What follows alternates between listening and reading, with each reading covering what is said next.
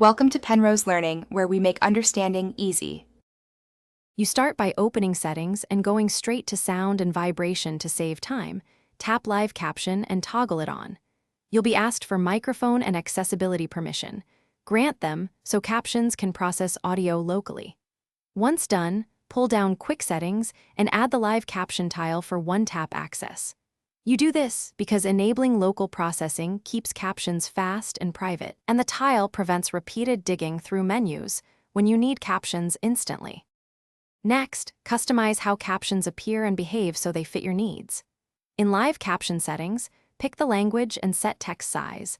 Larger text improves readability in noisy environments. Make a choice about showing profanities and enable sound labels to identify music or laughter. This adds context.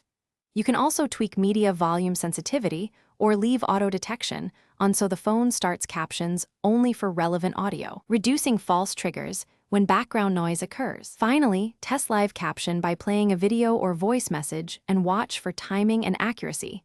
This validates your settings. If Captions lag or don't appear, restart the phone and toggle Live Caption off and on to reset the service. That often fixes transient issues. If problems persist, check accessibility permissions and install any system updates, because outdated software can break local caption processing. Do this to restore reliable, low-latency Captions on your OnePlus Nord.